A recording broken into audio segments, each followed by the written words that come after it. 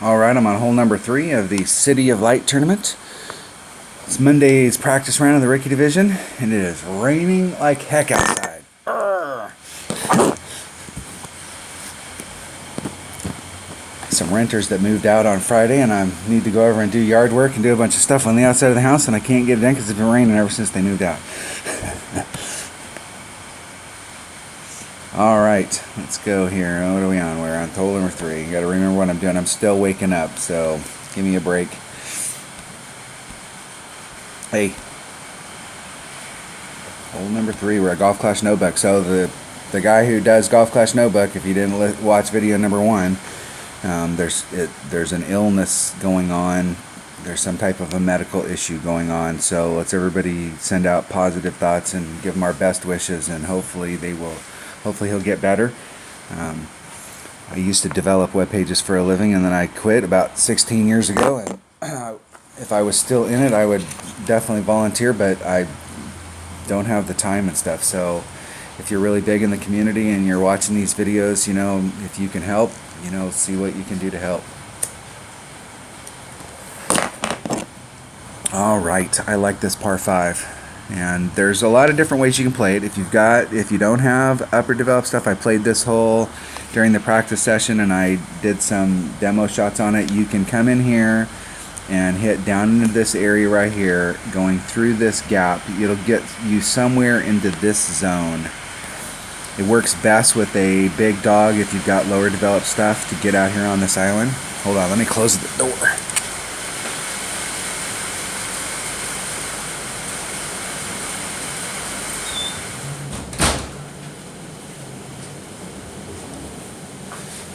It is raining. So if you've got some lower developed stuff, hitting from over here and then running it through that gap. Now the deal is, here's the thing. You need to hit good when you're down here. You need to hit perfect. Because I was practicing with a big topper. And when you're hitting through this area, your first bounce is here, your second bounce is right here in the narrowest part of the entire course.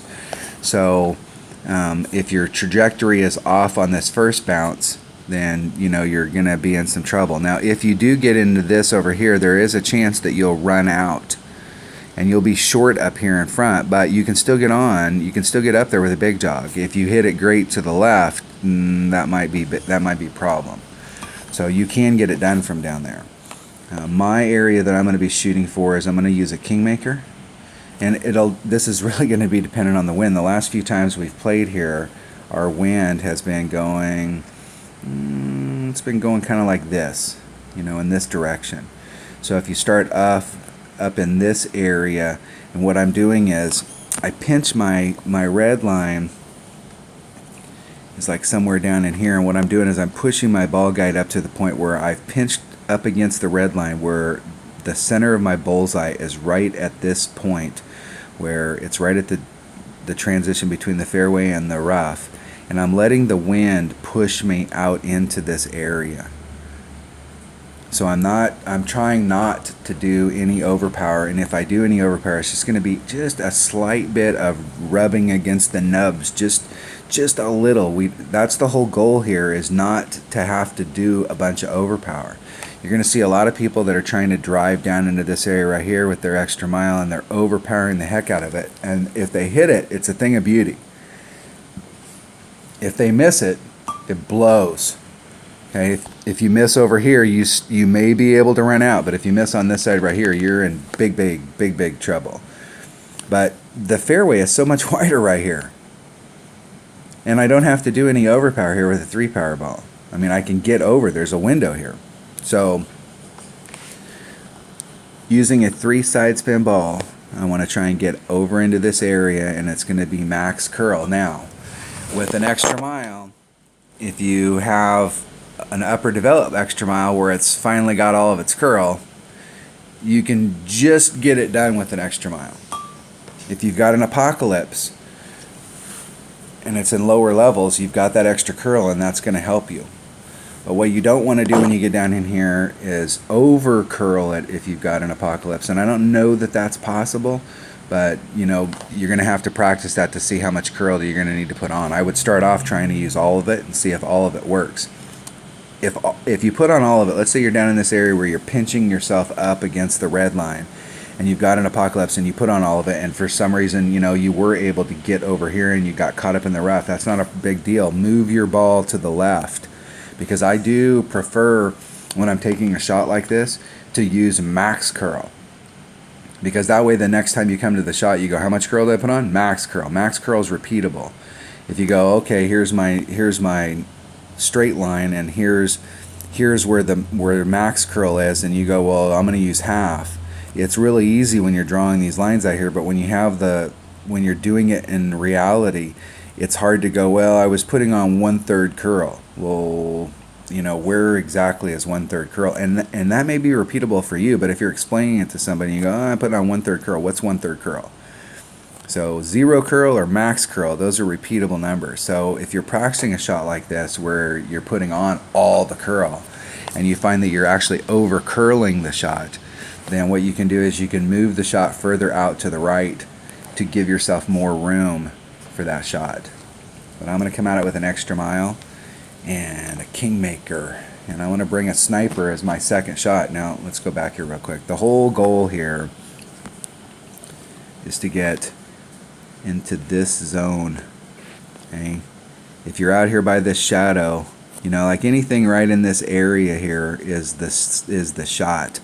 And the deal with that area is that you'll have a little bit of a window here with a 3-power ball where you can come over with a sniper and start off on the green side fairway instead of having to bounce it over. So if you're over here trying to bounce it over, you're forced to have to use this hillside. So you have to start up high and then bring it down to the hole. And now gravity's playing a factor, and it's a pretty difficult shot. Whereas if you can start over here, you can stay low and go straight at it and try and avoid engaging this hill. You'll have a little bit. I mean, you're going to have to engage it a little teeny bit, but it's going to be a pretty straight in shot so that you can avoid having to deal with gravity. So let's see if we can nail this. And this is absolutely a serious albatross hole.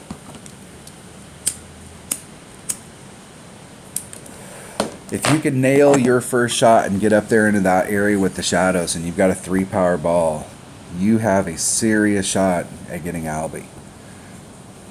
I really like this par 5. Extra mile. Bring a sniper. And those should be the only 2 things that I need.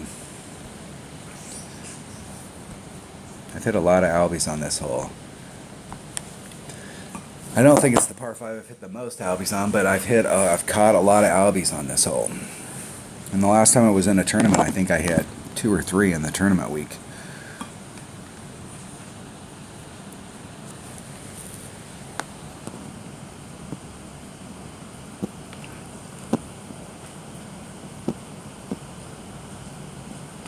There's an island par 5. I think it's in Sakura Hills.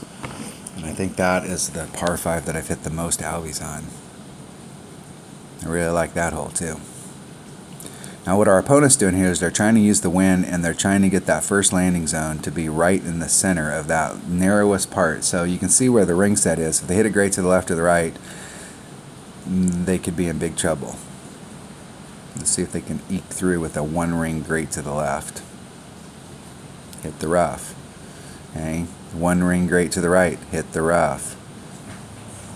Now where they're at, if they brought a big dog, they should be fine. Okay, we've got this little window right here, so we've got this wide open spot.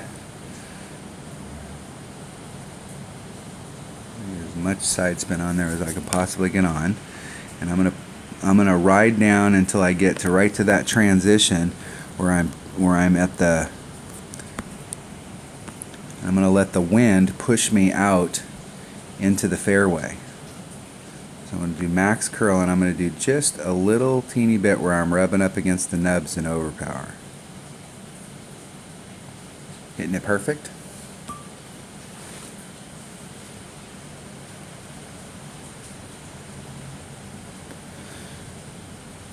I actually picked up a little more distance there than I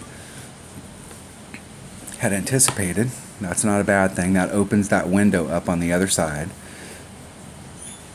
My normal target area is where that shadow is sticking out, that's getting out into this rough back here. The little, I think that's the flagpole shadow, or the light shadow.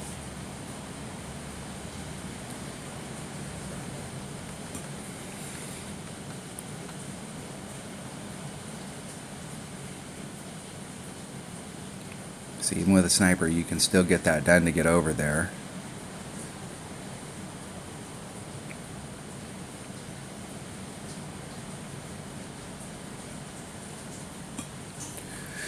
All right.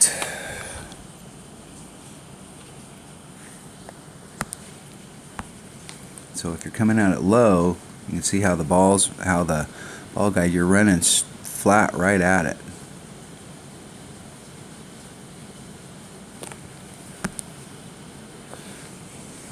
Down here where I can see what the heck's going on.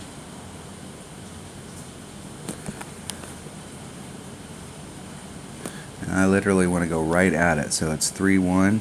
So that's 3.1 rings. And we just need to hit it perfect. Hitting it perfect. Getting a hole. There you go. That's how you get an Albie. Nice and easy. Start the week off with an albatross on it, and I'm practicing today. I get the eagle on the first hole, and then I missed the putt on purpose on the second hole, and then I get an Albie on the third hole. So maybe I should have qualified today. All right, that was hole number 3 of the City of Light tournament in Monday's practice round in the rookie division. Thanks for watching.